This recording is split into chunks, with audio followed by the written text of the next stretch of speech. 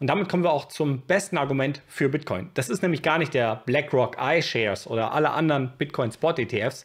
Die beste Begründung für Bitcoin ist, dass wir Fiat-Währungen haben, die schlecht sind. Und zwar so schlecht für die Menschen, dass die Menschen nach einer besseren Lösung suchen. Nach einer Lösung, in der sie ihre geleistete Lebenszeit speichern können. Wenn man irgendwen fragt, was ist Geld, kriegt man die wildesten Antworten. Ja, dann wird sowas gesagt wie, ja, das, was ich von meinem Chef kriege, das, was ich für Butterbrot ausgebe, das stimmt ja auch irgendwo alles. Aber die fundamentale Frage nach Geld, die kann kaum einer beantworten. Zumindest die meisten Menschen nicht, die sich darüber noch keine Gedanken gemacht haben. Und das haben die wenigsten. Und die wirkliche Antwort auf Geld ist ein Äquivalent für deine geleistete Lebenszeit in Arbeitszeit. Du gehst arbeiten, kriegst in dieser Zeit ein Gehalt, einen Lohn, zum Beispiel 15 oder 20 Euro die Stunde. Und diese Lebenszeit, die jetzt 20 Euro wert sind, könnt ihr tauschen in die Lebenszeit von anderen und deren Produkte und deren Dienstleistungen. Das Problem ist, dadurch, dass die Fiat-Währungen kaputt gehen, dadurch, dass zentral Geld geschöpft wird euch diese Lebenszeit einfach abgesaugt und neu verteilt. Der Staatsapparat, die Kreditnehmer sind jetzt in der Lage, aus neu erschaffenem Geld eure Lebenszeit zu nutzen und sie am Markt einzusetzen. Und das erzeugt gewaltigen Schaden an unserer Umwelt, an unserer Natur, an den Menschen und den Gesellschaften. Und diese Negativfolgen, die können wir sehen. Gerade kleine Währungen leiden darunter massivst. Wir können uns hier mal ein paar Beispiele angucken. Wir haben mehrere All-Time-Highs rausgesucht. Hier ist das All-Time-High Bitcoin in türkischer Lira. Wir sehen, der steigt immer weiter. Das heißt, gemessen in türkischer Lira war Bitcoin noch nie mehr wert, ja, also als jetzt gerade. Es ist also wirklich Wahnsinn, dass obwohl Bitcoin nicht mal sein All-Time-High gemessen in Dollar erreicht hat, türkische Lira All-Time-High schon erreicht ist. Das bedeutet, dass seit dem letzten All-Time-High die türkische Lira zum Dollar eben um diese Menge, also gut über 50% abgewertet ist. Ja, Gleiches sehen wir hier in argentinischen Pesos, ebenfalls unglaubliche Entwicklung. Ja, hier sieht man auch das letzte All-Time-High 2021, da waren wir bei 6,1 Millionen Peso, jetzt sind wir hier bei 11,8 Millionen Peso, also unglaubliche Abwertung. Hier ägyptische Pfund, ebenfalls mittlerweile All-Time-High erreicht. Nicht ganz so schlimm wie bei den anderen, aber ebenfalls ähnlich wie bei der Türkei.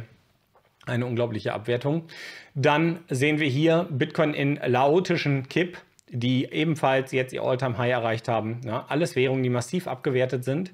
Dann hier Bitcoin in Naira, ja, der Währung aus Nigeria, ebenfalls abgewertet. Da muss man auch dazu sagen, die Zentralbanken dort sind so krass, dass die teilweise so Späße bringen und über Nacht einfach ihre Währungen um unfassbar viele Prozent abwerten. Das heißt, den Menschen einfach die Kaufkraft klauen. Das ist auch genau der Grund, warum die Menschen in Entwicklungsländern keine Bankkonten haben. Die könnten, ja, es sind teilweise genug Banken da, es ist auch genug Bankeninfrastruktur da. Sie trauen den Banken einfach nicht und das aus gutem Grund. Und spannend ist auch, dass gerade in Nigeria versucht wurde, CBDCs einzuführen, also ein Central Bank Digital Currency, und die Leute wollen es einfach nicht nutzen. Schlechte Wechselkurse, teilweise einen 2:1 Kurs. Du gibst 2 Naira rein, gibst einen E-Naira, kriegst du zurück, also einfach eine Entwertung von 50% deiner Kaufkraft. Einfach so, ja, weil du nach Bestimmungen diesen E-Naira nutzen sollst. Ja, und das führt zum Beispiel auch dazu, dass so wie hier Bitcoin in libanesischen Pfund bemessen richtig krass entwertet sind. Hier muss man noch dazu sagen, das ist sowieso alles schön gerechnet. Hier gibt es nämlich feste Wechselkurse, vorgegeben von den Zentralbanken. Das sind aber gar nicht die echten Wechselkurse. Die echten Wechselkurse finden auf dem Schwarzmarkt statt und haben gar nichts mit den festgeschriebenen Wechselkursen zu tun. Ja, damit möchte man die Zahlen einfach schönen. Und wir sehen einfach, dass es für manche Länder katastrophale Auswirkungen hat. Und ich möchte euch einfach bewusst machen, für die Menschen dort sind diese Situationen unglaublich schlimm. Und zwar so schlimm, dass die sich nichts mehr leisten können. In den Läden ist alles leer gekauft, die Preise steigen ins Unermessliche. Die versuchen abends, wenn sie ihren Lohn bekommen haben, in die Läden zu rennen, überhaupt noch Produkte zu kriegen, und wenn, dann Produkte nur noch schlechtester Qualität, nur noch im knappen Sortiment, und geben ihr gesamtes Geld dafür aus, weil das Geld so schnell entwertet. Ja, dieser Schaden entsteht durch Fiat-Währung, global, überall. Und jede Fiat-Währung ist früher oder später davon betroffen, und das seit Jahrtausenden. Ja, wir haben immer wieder Fiat-Standards gesehen, die zusammengebrochen sind an genau diesem Problem. Und es gibt keine einzige Währung, die unter Inflation nicht leidet. Keine zentrale Währung. Ja, und das führt dazu, dass wir eine massive Bitcoin-Adoption sehen. Das hier ist mal eine richtig spannende Grafik, wie ich finde. Das ist eine Bitcoin Adoption Grafik, Adoption Rate. Und hier sehen wir, wie viel Prozent der Bevölkerung schon mal Kryptowährungen im Allgemeinen gehandelt haben oder besessen haben. Und das, finde ich, ist mal richtig, richtig interessant. Ich mache das mal ganz kurz klein, dann sieht man mich hier noch. Nigeria, ja, damals 2019 waren es 28% der Bevölkerung. Dann hat die nigerianische Regierung Kryptowährungen verboten, vor allem Bitcoin verboten. Und ihr seht, dass seit dem Verbot 2021 hier die Nutzung erst recht nach vorne gegangen ist. 47% der Bevölkerung hatten schon mal mit Kryptowährungen Berührung. Das heißt, in irgendeiner Form irgendwie einen Kauf oder halten Kryptowährungen im Allgemeinen. Ja, Türkei 2019 noch bei 20%, dann runter 2020 bei 16% und mittlerweile bei 47%, ähnlich wie in Nigeria. Also gerade die Länder, die unter starker Inflation leiden.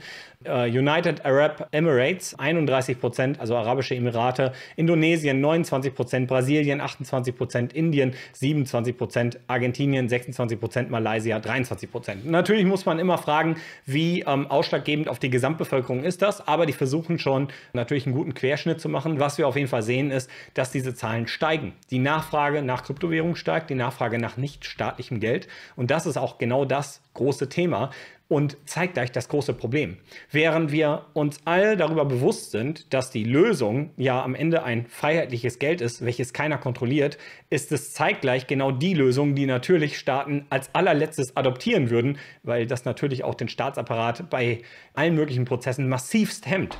Weil, sagen wir mal ganz ehrlich, woher soll das Geld für den Staat kommen, wenn er es nicht drucken kann? Klar, aus Steuereinnahmen, aber die Steuereinnahmen reichen bei weitem ja nicht aus, um die ganzen Staatsausgaben zu decken und vor allem die eigene Wirtschaft immer wieder mit frischem Geld zu unterstützen. Und so drucken ja alle Länder gegen die Wette mehr Geld, um die eigene Wirtschaft zu unterstützen, um damit wiederum mehr Geld wert zu haben, weil es im eigenen Währungsraum passiert. Und genau das erzeugt diesen riesen Schaden. Naja, und so gab es eben Aussagen von Michael Saylor, der das versucht hat, vor einigen Jahren schon einzuordnen. Und der jetzt wegen dieser Aussagen in der Kritik steht, gerade bei den Bitcoinern, weil viele sagen, hey, Michael Saylor, der verfolgt nicht den Bitcoin-Ethos, nicht die Bitcoin-Ideologie.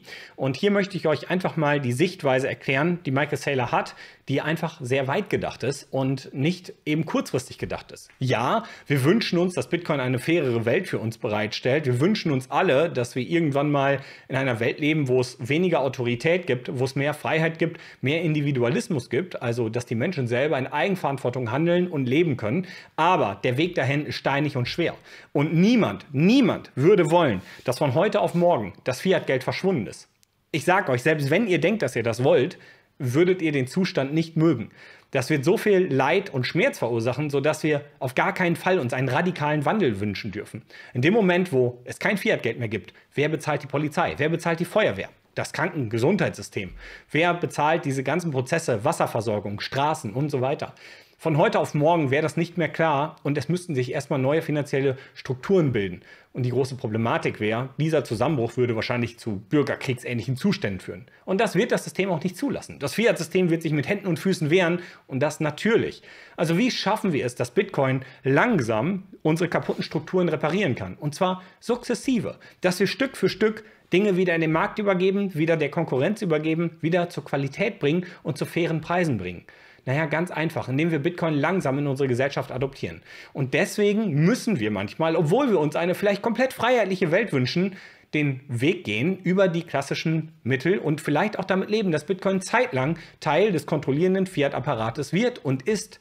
Und genau das ist der große Punkt, den wir ja jetzt gerade auch bei BlackRock sehen und bei den ganzen BlackRock-ETF-Themen. Viele schreien und sagen, oh Gott, die sowieso schon die ganze Zeit die ganze Finanzwelt dominieren, die mischen jetzt auch noch bei Bitcoin mit.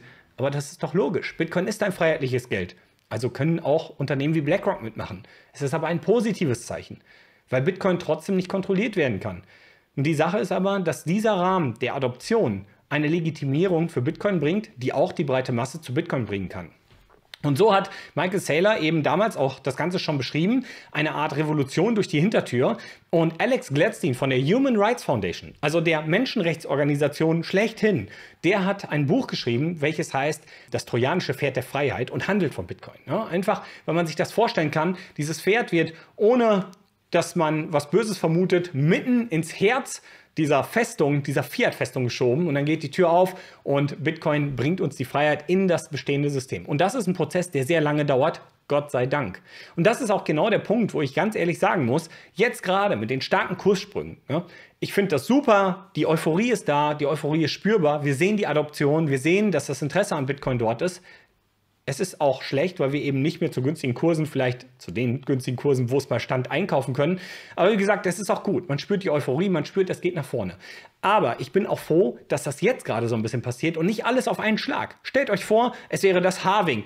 In dem Moment würde BlackRock den ETF zugesichert bekommen und am besten würde noch ein Präsident in den USA Präsident werden, der absoluter Pro-Bitcoiner ist und die USA würden noch Bitcoin benutzen, um damit ihren Dollar abzusichern. Alles auf einen Schlag. Dann würden wir wieder einen Hype sehen, wieder einen Zusammenbruch dieser Blase und wieder einen enormen finanziellen Schaden.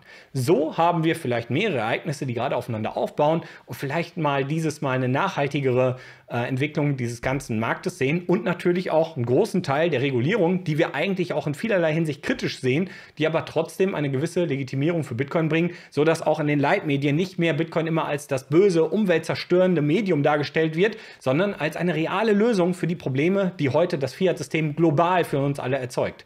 Ja, und das schaffen wir eben nur, indem wir genau das hier tun und Bitcoin wie das trojanische Pferd ins System reinschieben. Ja, und dementsprechend, ich kann die Ansichten, die Michael Saylor hat, in aller Maßen verstehen und muss auch ganz ehrlich sagen, ich bin für Privatsphäre. Ich bin einfach froh, weil wir mittlerweile ein Geld haben, dank Bitcoin, was das überhaupt erlaubt, sowas wieder aufzubauen. Alles, was die Privatsphäre vernichtet, sind externe Faktoren. Das ist nicht inhärent. Das ist der große Unterschied zu Fiat-Geld. Bei Fiat-Geld haben wir keine Möglichkeit, intern die Überwachungsmechanismen zu verhindern. Wenn CBDC kommt, läuft das alles über einen Server. Dass irgendwo externe Daten erfasst werden, können wir nicht verhindern. Das würde verschwinden in dem Moment, wo ein Staatsapparat in diesem aufgeblähten Maße, wie wir ihn heute haben, kleiner werden würde. Weil es einfach nicht effizient wäre. Aber bis wir da sind, ist es einfach ein sehr, sehr langer Prozess. Und eins muss ganz klar sein, jeder Mensch kriegt die Legitimierung mit Bitcoin, die Möglichkeit, seine geleistete Lebenszeit in einem Gut abzuspeichern, in einem Gut zu sparen, was er überall auf der Welt verwenden kann, überall hin transportieren kann. Und dieses Protokoll, das ist nun mal nicht zensierbar. Und das ist das, worum es hier geht. Betrachtet es als langfristige Lösung für wirklich große Probleme, die auch gar nicht schnell gelöst werden können und gar nicht schnell gelöst werden dürfen. Und betrachtet es als großen Hoffnungsschimmer, den wir auf lange Sicht haben und die große Chance, jetzt bei etwas dabei zu sein, was wahrscheinlich so disruptiv, vielleicht noch viel verändernder für diese Welt ist, als es das Internet selbst war, weil wir eine Art Zahlungsstandard für die gesamte Welt sehen, über den vielleicht irgendwann alle anderen Fiat-Währungen abgewickelt werden, indem man einfach sagt, es wird beispielsweise Euro in Deutschland in Bitcoin getauscht, übers Lightning-Netzwerk in die USA geschickt und dort zurück von Lightning in US-Dollar getauscht. Wir haben ein sofort finalisiertes Payment und haben kein Vertrauensproblem, kein Kredit, keine Kosten, die dabei entstehen. Das kann alleine unsere Zahlungsnetzwerke massivst verändern und das kann für Bitcoin einen unglaublichen Use Case aufmachen, den keine andere Technologie bisher schaffen konnte, weil es eben trustless ist, weil es nicht auf Vertrauen angewiesen ist. Und weil dieses Vertrauensproblem genau das ist, was die Kosten verursacht, am Ende auch die Zensurmöglichkeiten mit sich bringt und diese ganzen anderen Negativeffekte. Ja, und so hat Lightspark, das Unternehmen, welches von dem ehemaligen PayPal-Präsident David Marcus gegründet wurde, jetzt nämlich genau diese Lösung, dass man einen Domain-Name hat für Payments, die am Ende einfache Dollar-Payments über das Bitcoin-Netzwerk ermöglichen und damit eine tierische Anwendung, dass Bitcoin einfach so eine Art globales Zahlungsnetzwerk wird, während das Internet ein globales Informationsnetzwerk ist. Ja.